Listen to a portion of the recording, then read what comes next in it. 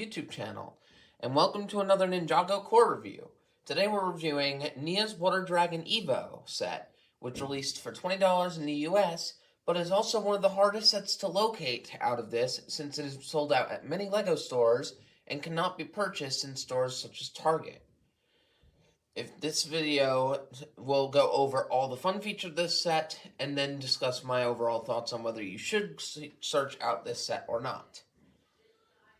This set includes 3 minifigures, 2 of which are a ninja and 1 is a villain minifigure, as well as a Evo Dragon build to have fun building. Let's take a look at the dragon here first.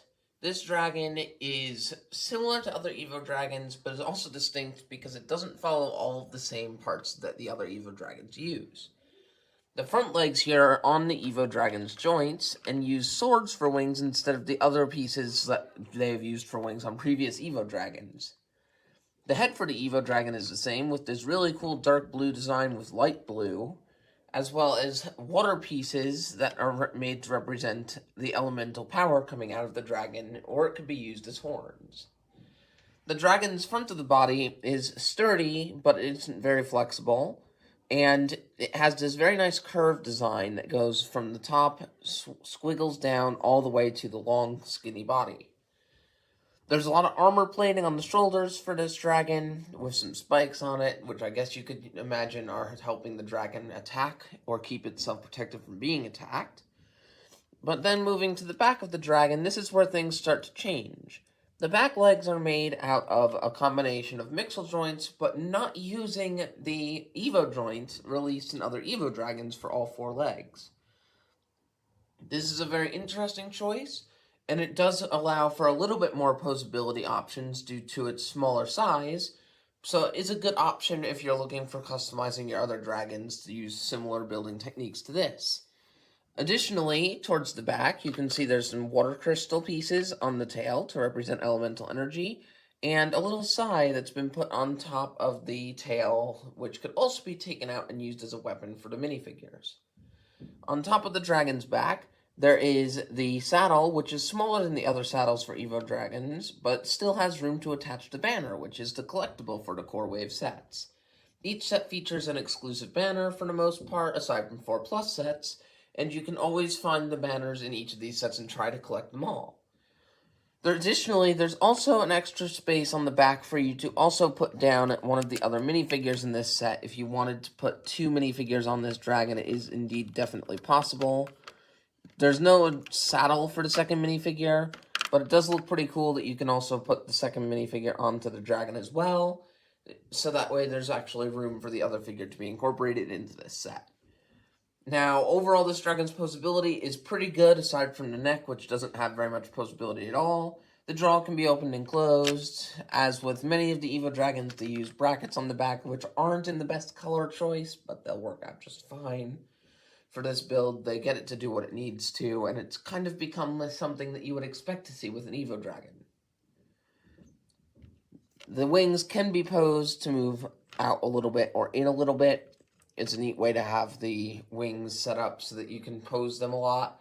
And if you want the dragon to fly, you can simply take the arms and front legs to the dragon in this case, and move the wings out. And that creates like a cool wingspan pattern. Now, it doesn't have very much posability like the other dragons do, and it doesn't have a middle segment to be removed, so there's a little less customizability there, but that's okay. This dragon is not necessarily meant to be customized, but it does fit with the Evo Dragon aesthetic. Now, let's take a look at the minifigures for this set, and then I will give you the overall thoughts and whether or not you should look to achieve getting this set.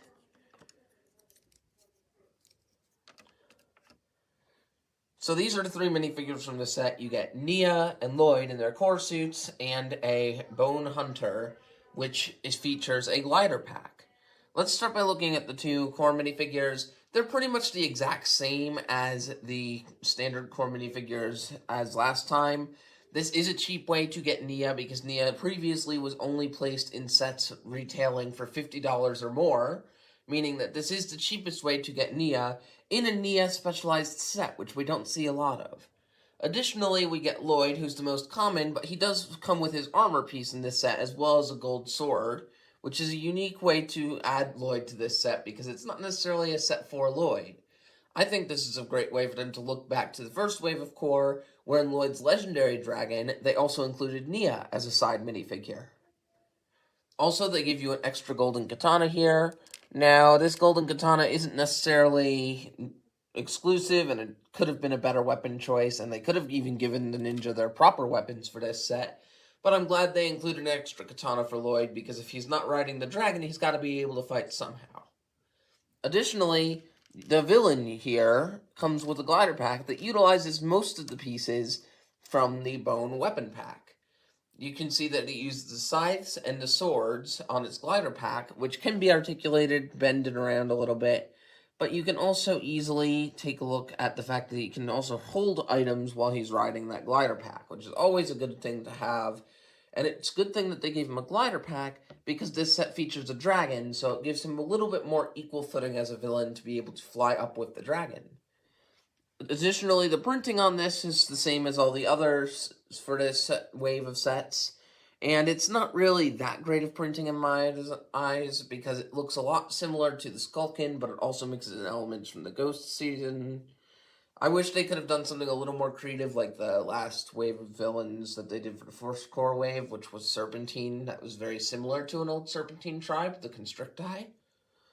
But this is okay, because this minifigure does give you parts from the weapons pack, meaning you will also receive a bonus of 2 shurikens and 2 helmet pieces for samurai, as well as 2 sais. These pieces can be interchanged as weapons for the minifigures, and it's always cool to get another bone pack. This is one of the cheapest sets that comes with the bone pack, so if you do want to pick up the bone pack and get cool pieces for your collection, this is the set to go for. Now, overall, what are my thoughts on this set? I don't know. I mean, it's a great set and all. It might be one of my favorite dragons that they've ever made for Ninjago Core, but the only problem is trying to obtain it. The set, as of recording, is sold out on places like Amazon, as well as the fact that on Bricklink there are very few offers, and if you do find an offer, it's usually much higher than the $20 price point it's originally priced for. Additionally, I had to travel all the way to the Legoland in New York State to be able to pick it up, because all of the local Lego stores within my county did not have any of the Dragon set. So this set is very hard to achieve getting, but if you are able to find it by some magical element of nature there, then you should probably pick it up, because this set is one of the cooler sets to pick up, and you can also show that you know a lot about Legos by saying how rare it is to your friends. Additionally, I just wanted to mention that this set is part of my Core Wave reviews series, which I've already reviewed all of the first of the Core Wave sets on this channel, and I'm reviewing all of the good sets that I think you should look to pick up from the second Core Wave as well. Now, if you enjoyed this content, feel free to check out the other videos on my channel and give a like for each of the videos you see. It really helps out the algorithm, and since I'm just really trying to get people to see these videos, it would really help out a lot. If you really enjoy these videos, consider subscribing, because you can also get notifications of when new videos come up, and it will get posted directly into your feed as well. I hope you all enjoyed this video, and I'll see you in the next one. Have a great day.